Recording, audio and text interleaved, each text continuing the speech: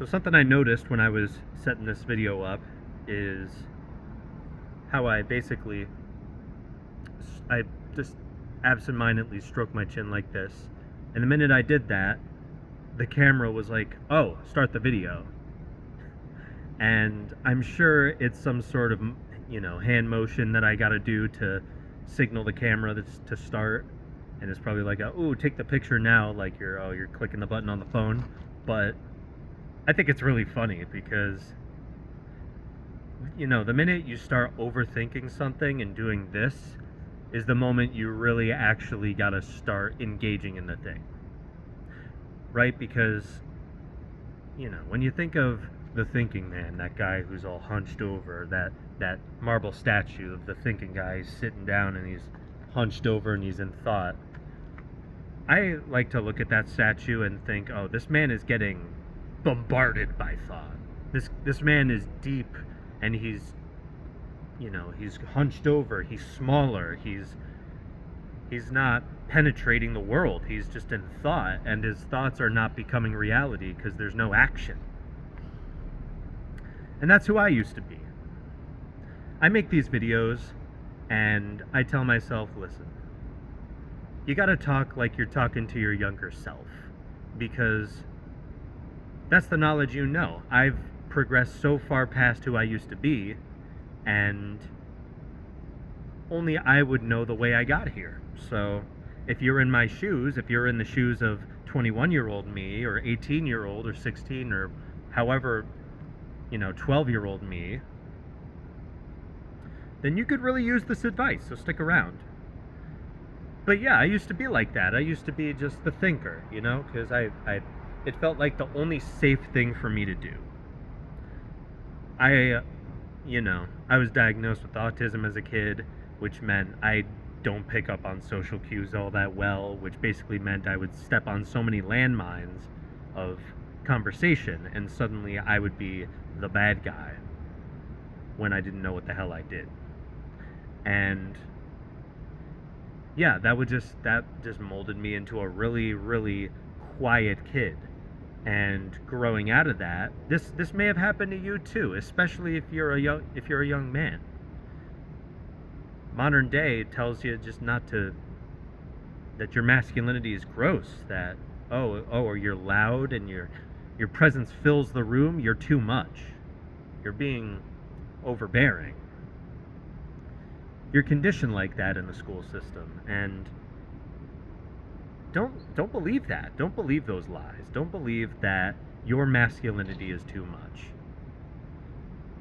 If you really want to know what masculinity is, I may have covered it in the past, but it's basically just A to B. That's what masculinity is, A to B. I am at A, how do I get to B? That is like the most the most condensed definition of masculinity I could possibly give you.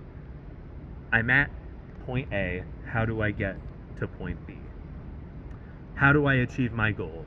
And a lot of time you got to achieve your goal through aggression, through assertiveness, through dominance, through being larger than life.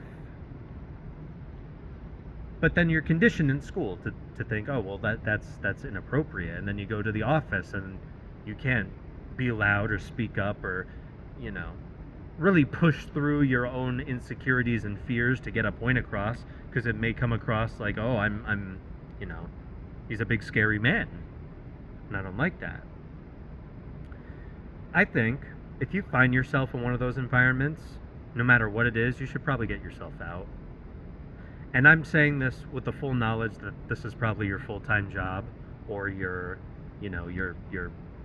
somewhere you're obligated to be. And I would say, yeah, get the fuck out of there. Leave.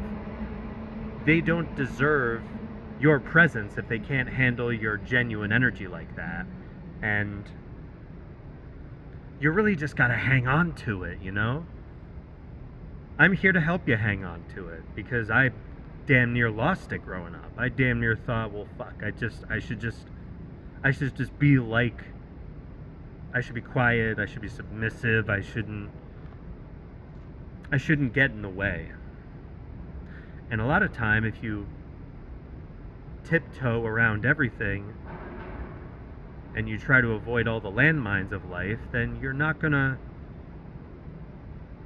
gonna find yourself tiptoeing right into just where you don't want to be. If you're struggling, if you're coming across stress, if you're finding a lot of resistance in the things that you're doing, a lot of times that means you're on the right path.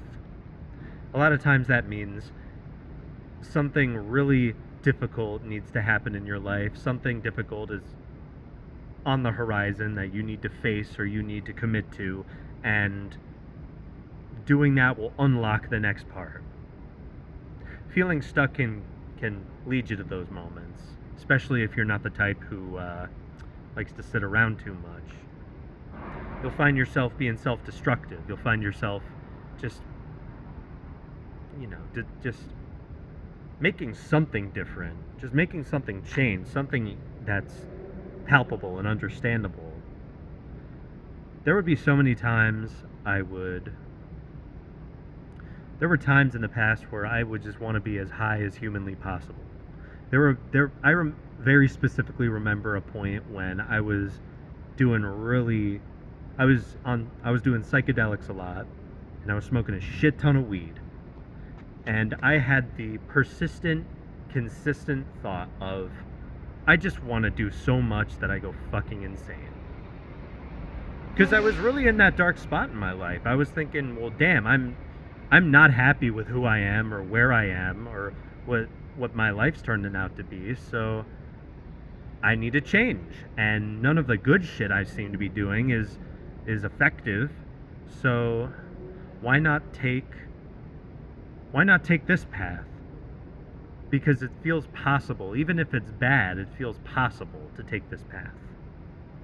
Back then I thought it was impossible to be the kind of person I wanted to be.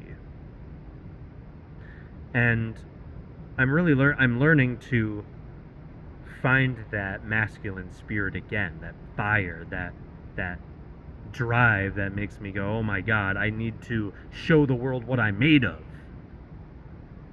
It's not too much. It's just right for you.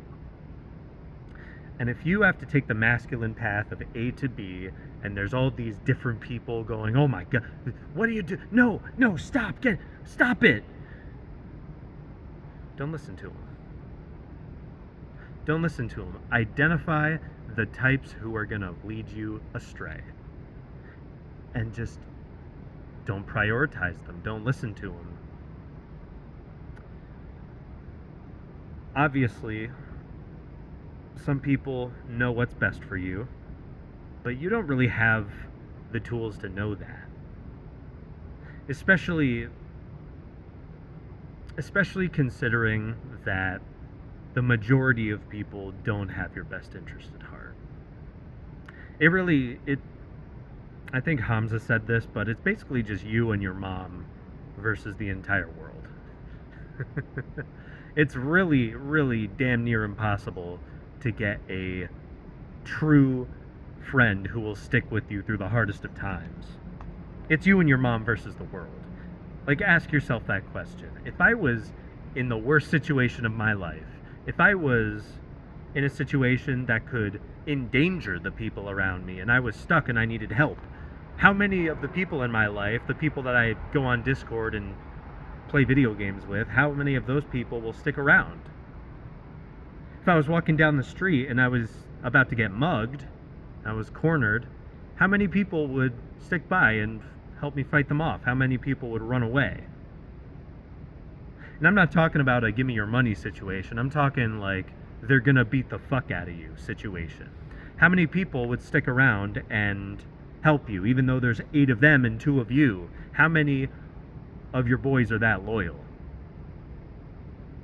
Ask yourself that question. And then ask yourself if other people's opinions actually fucking matter. Because they don't know where you're going or where you want to be in life unless you explicitly tell them. Unless you just broadcast it to the world. And that's not always the smartest option. So, yeah, just see Just see what happens when you shamelessly go after what you want. See what happens. And then get back to me. Maybe leave a comment, tell me what happened. Thanks for watching. Peace.